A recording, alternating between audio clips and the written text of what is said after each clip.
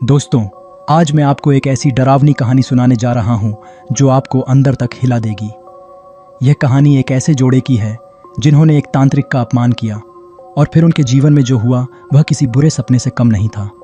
कहानी शुरू करने से पहले अगर आपको ऐसी डरावनी कहानियां पसंद हैं तो चैनल को सब्सक्राइब ज़रूर करें और वीडियो को लाइक करें। अब चलिए कहानी शुरू करते हैं। मेरा नाम अजय है। मैं और मेरी पत्नी नेहा नई शादी के बाद हनीमून मनाने के लिए उत्तराखंड के एक छोटे से गांव में गए थे। वहां का शांत वातावरण, ऊंचे ऊंचे देवदार के पेड़ और ठंडी हवाएं हमें बहुत पसंद आईं। हमने एक पुरानी हवेली में कमरा बुक किया था जो काफ़ी रहस्यमयी लग रही थी। गांव के लोग हमें बार बार चेतावनी देते थे कि इस इलाके में कुछ अजीब घटनाएं होती हैं और हमें सावधान रहना चाहिए, लेकिन हमने उनकी बातों को मजाक में उड़ा दिया। शाम को घूमते हुए हम गांव के एक मंदिर के पास पहुंचे। वहां हमने एक तांत्रिक को देखा जो साधना कर रहा था। उसका चेहरा गंभीर था और उसके चारों ओर राख और हड्डियों से बना एक घेरा था।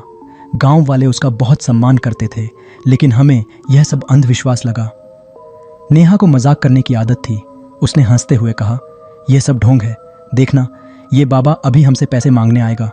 मैंने भी हंसकर हामी भर दी, लेकिन तभी तांत्रिक ने आंखें खोली और गहरी आवाज में कहा, तुमने मेरा अपमान किया है, इसका अंजाम बहुत भयानक होगा।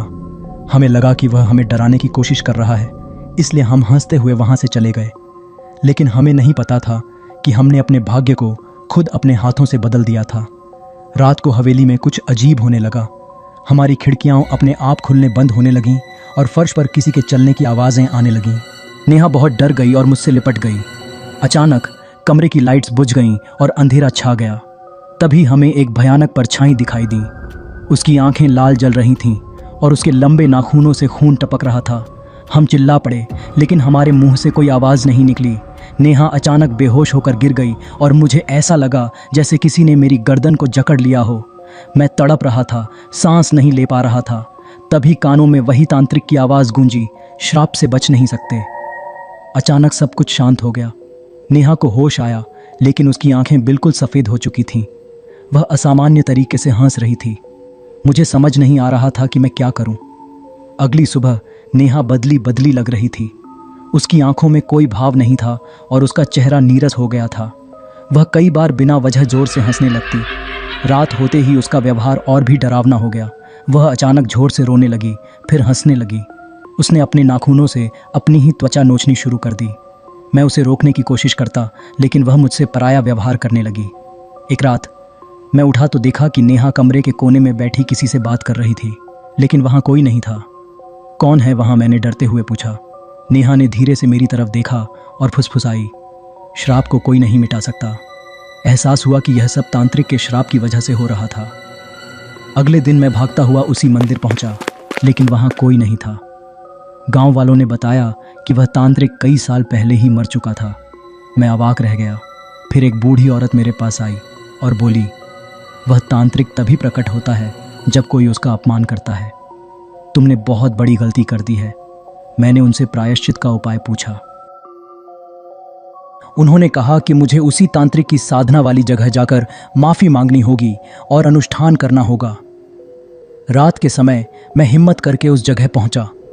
वहां अजीब सी ठंडी हवा चल रही थी और मुझे ऐसा लगा जैसे कोई मुझे देख रहा हो। मैंने डरते डरते जमीन पर बैठकर तांत्रिक से माफी मांगनी शुरू की। तभी एक जोरदार आवाज आई, श्राप को मिटाना इतना आसान नहीं।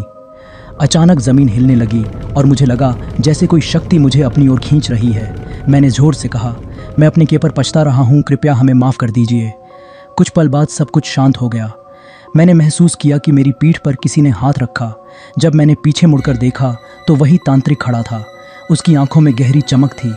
उसने मुझे कुछ मंत्र दिए और कहा, अगर तुम सच्चे दिल से प्रायश्चित करोगे तो तुम्हारी पत्नी ठीक हो जाएगी। वह मंत्र लेकर घर लौटकर नेहा के सिर पर जल छिड़का और मंत्रों का जाप करने लगा। अचानक नेहा जोर से चीखी और बेहोश हो गई। घर में जोरदार हवाएं चलने लगीं और सभी लाइटें टूट गईं। मुझे ऐसा लगा जैसे कोई अदृश्य शक्ति मुझे धक्का दे रही हो, लेकिन मैं डरा नहीं और लगातार मंत्र पढ़ता रहा। कुछ देर बाद सब कुछ शांत हो गया। नेहा ने धीरे धीरे अपनी आंखें खोली। उसकी आंखों में अब वह अजीब सफेदी नहीं थी। उसने धीरे से कहा, अजय, यह सब क्या था? मैंने राहत की सांस ली। श्राप टूट चुका था। हमने उसी तांत्रिक के लिए एक छोटा सा मंदिर बनवाया और गांव वालों से माफ़ी मांगी। इस घटना ने हमें सिखाया कि किसी भी शक्ति का अनादर नहीं करना चाहिए। अगर आपको यह कहानी पसंद आई हो तो चैनल को सब्सक्राइब करना न भूलें और कमेंट करके बताइए कि यह कहानी कैसी लगी। मिलते हैं अगली डरावनी कहानी में।